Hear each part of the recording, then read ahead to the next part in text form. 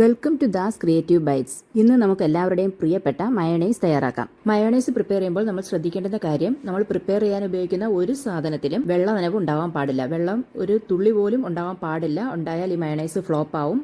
നമ്മൾ എടുക്കുന്ന പാത്രത്തിലായാലും നൈഫിലായാലും ഇൻഗ്രീഡിയൻസിലായാലും ഒന്നിലും വെള്ള നനവ് ഉണ്ടാവാൻ പാടില്ല. അപ്പോൾ നമുക്ക് തുടങ്ങാം. ഇതിനായി മിക്സിയുടെ ചെറിയ ജാറിലേക്ക് റൂം ടെമ്പറേച്ചറിലുള്ള ഒരു മുട്ട പൊട്ടിച്ചൊഴിക്കുക. ഒരു വലിയ അല്ലി വെളുത്തുള്ളി ചെറുതായി അരിഞ്ഞ് ഇതിലേക്കിടാം. ഇതിലേക്ക് 1/4 ടീസ്പൂൺ പഞ്ചസാരയും 1/4 ടീസ്പൂണിന്റെ പകുതി, അതായത് 1/8 ടീസ്പൂൺ ഉപ്പും 1/8 ടീസ്പൂൺ കുരുമുളക് പൊടിയും ചേർക്കാം. കുരുമുളക് പൊടി ഓപ്ഷനിലാണ്. കുരുമുളക് പൊടി ഇല്ലാതെയും നമുക്ക് മയോണൈസ് തയ്യാറാക്കാം. ഇനി ഇവയെല്ലാം കൂടി ഒരു 10 മുതൽ 15 സെക്കൻഡ് നേരം മാത്രം അരച്ചെടുക്കുക. നമുക്കിതിലേക്ക് സൺഫ്ലവർ ഓയിൽ ചേർത്ത് കൊടുക്കാം.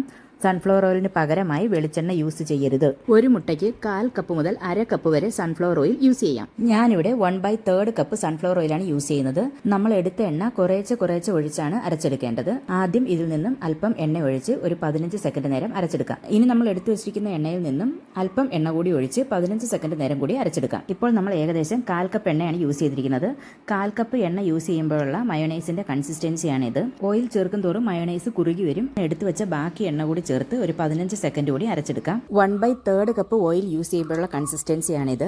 നമ്മൾ 1/2 കപ്പ് ഓയിലാണ് യൂസ് ചെയ്യുന്നതെങ്കിൽ മയോണൈസ് കുറച്ചുകൂടി കുറുകി വരും. ഇതിലേക്ക് 1 ടീസ്പൂൺ വിനാഗിരി കൂടി ചേർത്ത് ഒരു 15 സെക്കൻഡ് നേരം കൂടി അരച്ചെടുക്കാം. അപ്പോൾ നമ്മുടെ മയോണൈസ് ഇവിടെ റെഡി ആയിട്ടുണ്ട്. ഈ റെസിപ്പി എല്ലാവരും ട്രൈ ചെയ്ത് നോക്കുക. ഇഷ്ടമായെങ്കിൽ ലൈക്ക് ചെയ്യാനും സബ്സ്ക്രൈബ് ചെയ്യാനും മറക്കരുത്.